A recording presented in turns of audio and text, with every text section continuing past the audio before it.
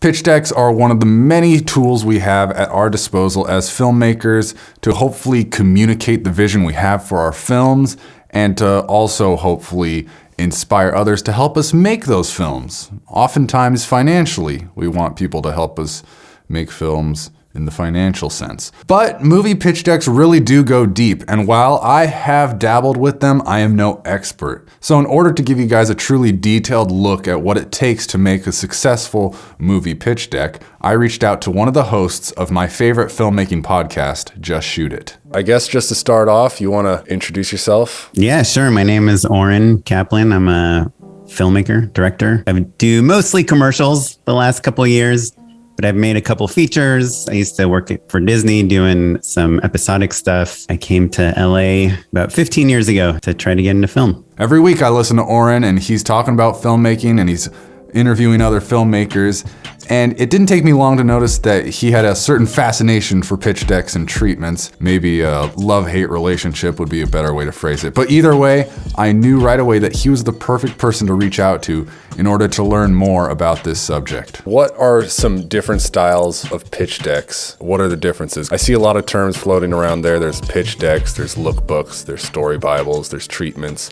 Are there differences? Are all those just the same thing with different names? I mean, the short answer is yes, they're all the same thing with different names. I think as filmmakers and, artists or creatives, whatever the heck we are, we constantly find new tools to pitch ourselves and to tell stories and to show people how we want to tell stories, before we get the millions of dollars to tell them. So there was the time of the Rip-O-Matic, which is where you take other movies and you edit them into a trailer for your own movie. There's a time for shooting proofs of concept.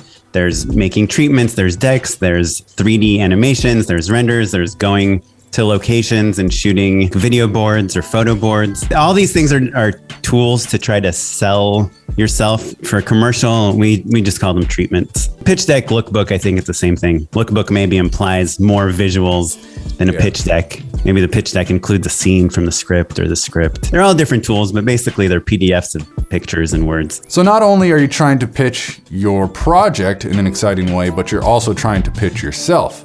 You want the person reading your pitch deck to know your creative voice and the creative tone that you're going to take with the project. How are you supposed to do that through what's most likely just going to be a PDF in an email? You're trying to get people to trust your taste and your style and your artistic sense. You can't give them something that looks bad, You can't just type it up in Word. There are some directors that have been around for a while and they're already established and they can kind of just sell, off of a script.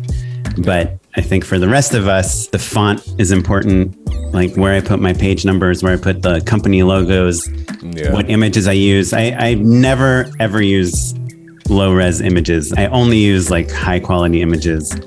And I try to not use anything that remotely looks like a stock photo. You might be thinking, when I decided I wanted to be a director, I was not thinking about having to make pitch decks. And now I've got to learn to become a graphic designer in order to make a presentable pitch deck, in order to have someone hopefully put their faith in me to be able to make a project. But it doesn't have to be that crazy. It doesn't have to be that hard, especially when you're just starting out. It could be as simple as you have a page. I usually, lay out my treatments in a 16 by 9 page because that's, TV screen. I use Pages, but if you use InDesign or whatever software you're using to lay out your treatment, you just have to make a custom page. And I make it 16 inches wide by 9 inches tall. And literally you can just draw a line down the middle and put an image on the right side and put text on the left side. And if you want to mix it up, put an image on the left side and text on the right side, or on the bottom half and the top half. And it can be as simple as that. Just use find a good font for your titles, find a good font for your body text. I usually like to find one design element. So yesterday, the last treatment I made was for a paint company. So for my page numbers, I found this cool kind of paint logo that's kind of from that company. And I just photoshopped it a little bit to make it as a design element that just holds the page number. If you can find little details that are easy, that will just kind of plus the treatment, it's great. But overall, just text, a few pictures, and you're done. And truly, one of the easiest ways to make your pitch deck look great is to have high quality, eye-catching, cohesive images included in it. And guess what? I made a video all about that. So link in description, link up in this corner, go check it out.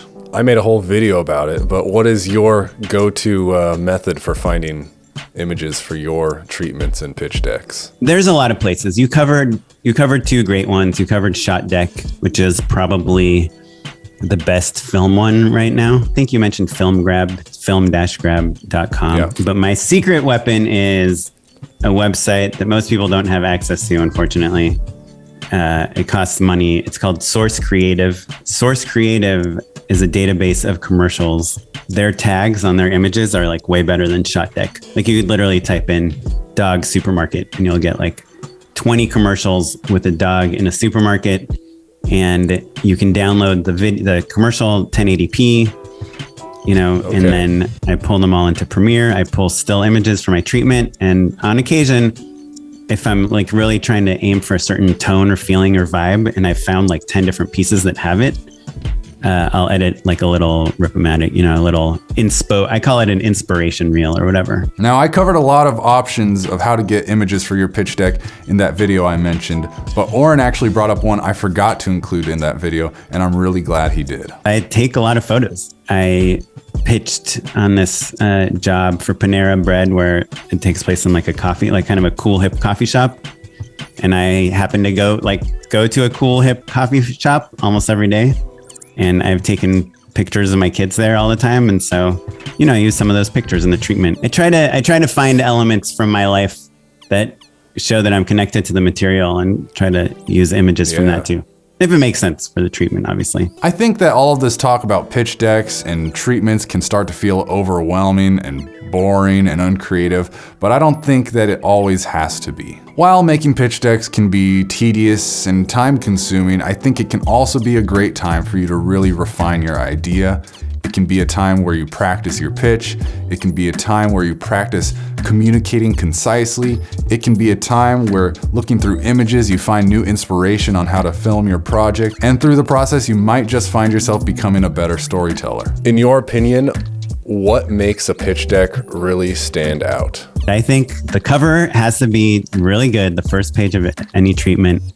And I think you just need to come on strong on page one, and don't make it look like a business proposal, which is, I think for features, a lot of people are like, page one, it's like Napoleon Dynamite was made for $400,000 and it made $10 million.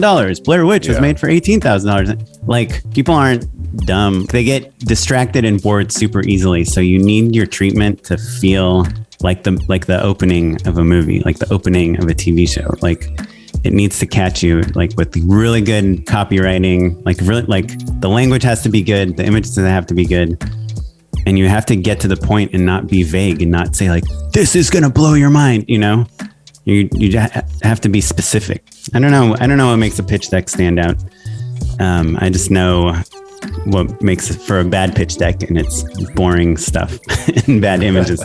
So I want to say thank you so much to Oren for coming on to the YouTube channel and educating some more people about pitch decks. I really appreciate it. If you guys enjoyed listening to Oren, you can find more of that on his podcast, Just Shoot It Podcast, where he and his co-host, Matt, talk about filmmaking, and they talk about commercials, TV, features. They interview other filmmakers. It's an awesome podcast. I listen to it every week. It's my favorite filmmaking podcast. So if you guys are interested in that, go ahead and search Just Shoot It Podcast wherever podcasts are found, or I'll leave some links in the description where you can check it out. Other than that, thanks so much for watching. Go make some movies. Don't trust anyone to ever read anything. Like if you show them an image of a overweight Jewish grandpa and on a green couch, but in the thing that you're shooting, he's sitting, on a chair.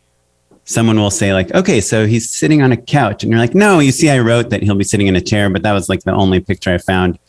They'll be confused. And if that is the case, if that is the only picture you found, then you write he'll be sitting on a chair instead of a couch, or you'll put a picture of a chair next to that picture, because people will just look at the photos and they'll think like that's exactly what you want to do.